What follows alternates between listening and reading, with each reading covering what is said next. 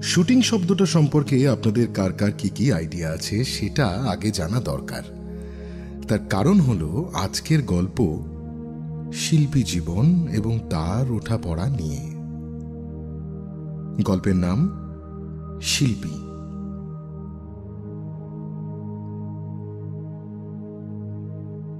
সিনেমার শুটিং চলছে। সকালের আলো বেশ পরিষ্কার। লোকেশন একটি পুরনো রাজবাড়ি। Review director. সবাই প্রস্তুত তো? Roll camera, roll sound and action. পেছন থেকে সাউন্ডম্যানের গলায় রোলিং, তারপর ক্ল্যাপস্টিকের ঠক ঠক শব্দ। অরুণা বেশ রোগা, লম্বা, ফর্সা, ফুটফুটে দেখতে। অরুণা একেবারে নবাগতা অভিনেত্রী। এই প্রথম তার নায়িকা হওয়ার সুযোগ। আমি জানি তুমি ফিরে আসবে শুভ্র, কারণ ভালোবাসা কখনো শেষ হয় না। কাট। খুব ভালো হয়েছে অরুণা, এক্সপ্রেশনটা একদম ঠিক জায়গায় ছিল। Lunch break. লাঞ্চ ব্রেক আমরা যারা চলচ্চিত্র জগতের সাথে যুক্ত তারা বেশ ভালো করে জানি যে গোটা ইউনিট একসাথে বসে এই লাঞ্চ ব্রেকেতে আড্ডা দেওয়া হয়, খাবার খাওয়া হয়। বেশ একটা গুরুত্বপূর্ণ ইভেন্ট এটা শুটিংয়ের, এবং এটাও একটা বেশ আকর্ষণের কেন্দ্রবিন্দু হয়ে থাকে আমাদের কাছে। মানে বেসিক্যালি ওই 51 পরিবারে যেরকম বাবা, কাকা, জ্যাঠা, ঠাকুরদা, ঠাকুরমা সবাই মিলে বসে খাওয়া দাওয়া হতো, ঠিক সেই রকমই এখানে বাবা হলেন ডিরেক্টর, আর সব অভিনেতা অভিনেত্রীরা সন্তান সম, যদি তারা বয়োজ্যেষ্ঠ হন তাও।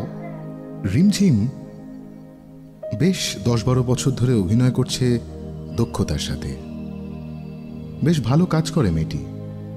তবে কথায় আছে, ভালোর কোনো শেষ নাই। নবাগতাদের এমন প্রশংসা করলে ওরা তো মাথায় চড়ে বসবে রিভুদা। ট্যালেন্ট থাকলে প্রশংসা তো করতেই হবে রিমঝিম।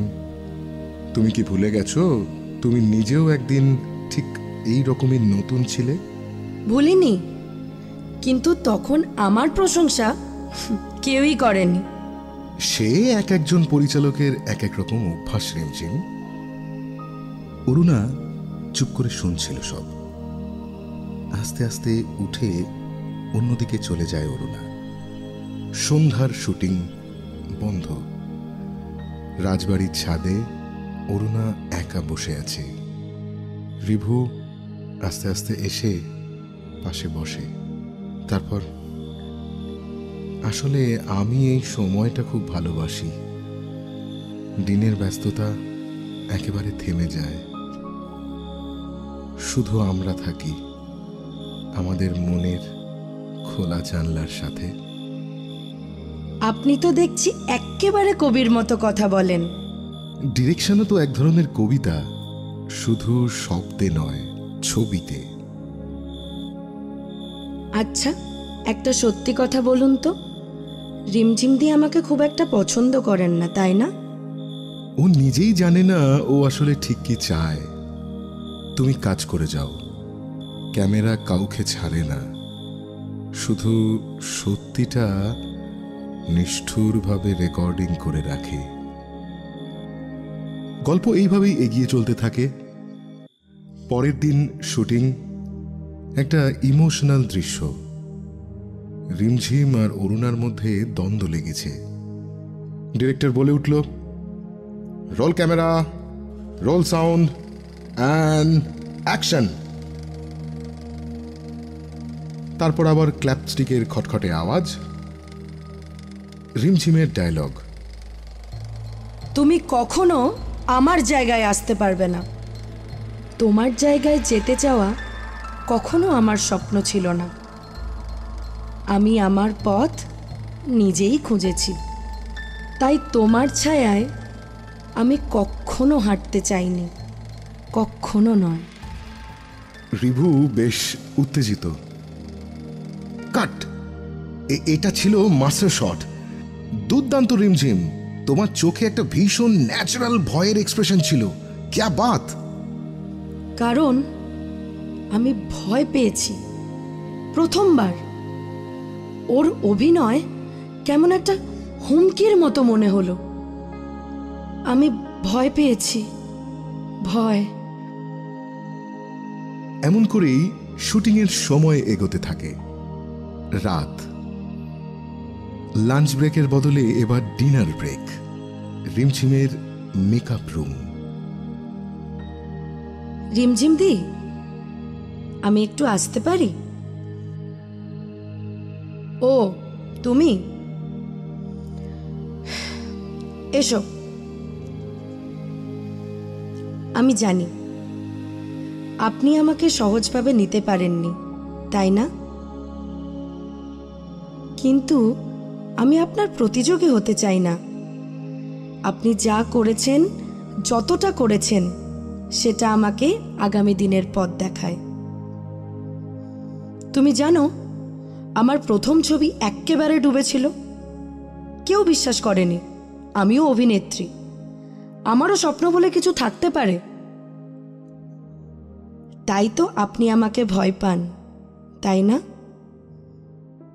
হয়তো বা হ্যাঁ, বা হয়তো না, কিন্তু এখন বুঝি সিনেমা জায়গা করেও দেয়, আবার কেড়েও নেয়। শেষ দিনের শুটিং। সবারই একটু মন খারাপ হয়ে যায়। আসলে আমরা যারা বিনোদন জগতের মানুষ, তাদের বোধহয় এটা একটা পরিবারের মতন হয় যখন কোনো ছবির শুটিং শুরু হয়। ক্যামেরা রোল করলো নিজের মতোই। লেন্সে ধরা পড়ল শিল্পীর বেড়ে ওঠা, মানুষের সম্পর্ক ভাঙা গড়ার গল্প। আর একটা ছোট্ট কাট। এই ছবিটা শুধু একটা কাজ না, এটা আমার কাছে একটা শুরু, একটা স্বপ্ন। ঠিক আমাদের সবার কাছে শুধু একটা নতুন কাজের প্রত্যাশা।